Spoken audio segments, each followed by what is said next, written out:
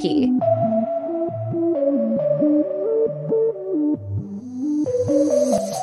Tahukah kalian apa itu lingkungan ekonomi bisnis?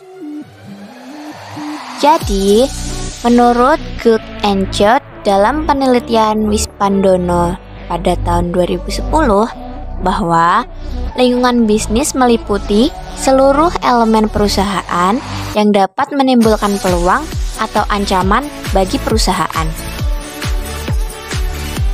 Lingkungan ekonomi bisnis dibagi menjadi dua macam. Yang pertama adalah lingkungan internal dan yang kedua adalah lingkungan eksternal. Lalu, lingkungan eksternal juga dibagi menjadi dua, lingkungan mikro dan lingkungan makro. Lingkungan internal merupakan hal-hal yang berada di dalam perusahaan dan sebaiknya dapat dikendalikan oleh perusahaan itu sendiri. Lingkungan internal memiliki beberapa aspek. Di antaranya yaitu yang pertama, aspek pemasaran. Aspek pemasaran merupakan aspek yang dijadikan alat ukur keberhasilan suatu perusahaan, khususnya untuk menentukan target. Aspek kedua yaitu aspek research and development atau R&D. Merupakan kegiatan penelitian dan pengembangan.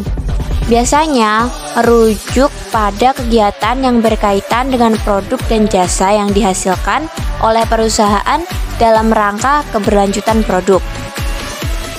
Aspek yang ketiga yaitu aspek operasi. Merupakan aspek untuk menilai kesiapan usaha dalam menjalankan bisnis. Aspek yang keempat yaitu aspek sumber daya manusia. Menurut pendapat Fizal Rifai pada tahun 2003, sumber daya manusia adalah seorang yang siap, mau, dan mampu memberi sumbangan usaha pencapaian tujuan organisasi. Aspek yang terakhir yaitu aspek keuangan. Merupakan aspek yang sangat penting dan wajib ada. Ada beberapa wirausahawan menganggap bahwa aspek keuangan inilah yang paling utama untuk dianalisa karena dari aspek keuangan ini akan terproyeksikan secara jelas hal-hal yang berkaitan dengan keuntungan perusahaan. Selanjutnya yaitu lingkungan eksternal. Lingkungan eksternal merupakan pihak-pihak yang terdapat di luar perusahaan. Lingkungan eksternal dibagi menjadi dua, lingkungan eksternal mikro dan lingkungan eksternal makro. Lingkungan eksternal mikro, yaitu mereka para pemangku kepentingan di perusahaan yang secara langsung mempengaruhi kemampuan organisasi, yaitu mengorganisir, kemudian menghandle segala aktivitas yang ada di perusahaan untuk memperoleh sumber daya ekonomi yang dapat mempengaruhi kinerja perusahaan. Kemudian lingkungan eksternal mikro itu meliputi pemasok, pesaing, pelanggan, penyalur, kelompok penekan, dan juga kreditor. Pihak makro ada tiga, yaitu pemasok, pesaing, dan pelanggan, di mana pemasok kita bisa sebut supplier, pesaing bisa kita sebut competitors, dan pelanggan customer. Pemasok ataupun supplier yaitu mereka yang menentukan kualitas dan harga bahan baku yang bersaing tidak produk perusahaan dengan pesaing lainnya. Selain digunakan sebagai sebutan untuk perusahaan yang memasok bahan baku, pengertian pemasok mencakup pula lembaga-lembaga yang menyediakan pembiayaan atau financing maupun sumber daya manusia. Pesaing bisa disebut juga competitors. Selain pesaing yang berasal dari perusahaan yang produksi produk yang sama, pesaing dapat pula berasal dari perusahaan yang produksi produk substitusi, yaitu produk yang memiliki bentuk fisik berlainan dengan produk perusahaan, tetapi memiliki fungsi yang sama. Pelanggan atau biasa disebut customers, yaitu mereka yang harus berusaha memahami kebutuhan konsumen untuk menjadi perusahaan yang unggul.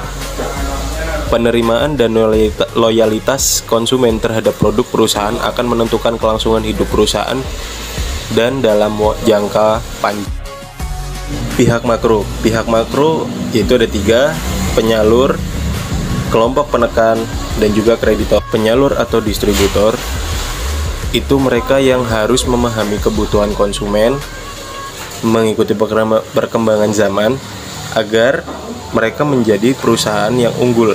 Penerima dan loyalitas konsumen terhadap suatu produk perusahaan akan menentukan kelangsungan hidup perusahaan dalam jangka waktu yang sangat panjang. Kelompok penekan atau yang biasa disebut pressure group, yaitu suatu kelompok penekan yang dimana serikat pekerja atau kebebasan berserikat bak warga negara Indonesia dijamin oleh Undang-Undang Dasar 1945. Hal ini menjadi landasan konstitusional bagi dikembangkannya serikat pekerja di Indonesia. Serikat pekerja memberikan tekanan terhadap kebijakan perusahaan yang bertentangan dengan kepentingan para pekerja, yaitu di mana para pekerja memiliki hak atas hak mereka atas suatu perusahaan. Kreditor, di mana mereka yang selalu mengandalkan modal sendiri, yang di mana modal tersebut diperoleh dari setoran para pemegang saham. Umumnya, suatu perusahaan membutuhkan bantuan lembaga keuangan bank untuk menunjang kecukupan modal. Sebagai lembaga pemberi kredit, bank akan membebankan bunga yang harus dibayar oleh perusahaan sebagai balas jasa terhadap dana yang mereka pinjamkan. Lingkungan makro.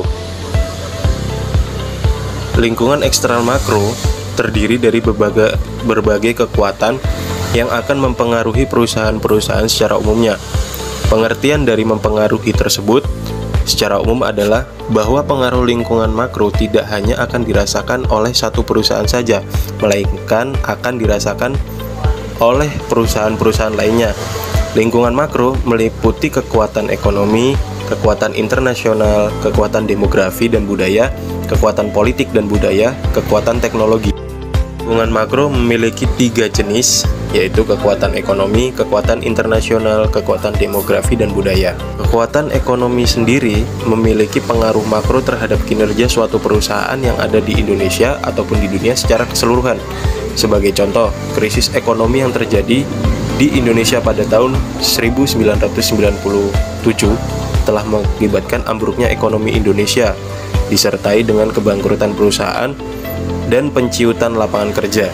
Kemudian untuk kekuatan internasional, sebagai sistem perekonomian yang terbuka, sistem ekonomi Indonesia sangat dipengaruhi oleh situasi ekonomi dan perdagangan internasional. Dengan demikian, integritasnya ekonomi dunia, maka gejolak ekonomi di suatu negara industri maju dapat memiliki dampak yang sangat cepat terhadap negara lainnya. Kekuatan demografi dan budaya, yaitu perubahan budaya dan dimensi-dimensi kependudukan telah mengakibatkan perubahan pada selera dan nilai-nilai yang dianut konsumen. Perubahan-perubahan budaya dan demografi Indonesia telah melahirkan berbagai peluang pasar yang baru.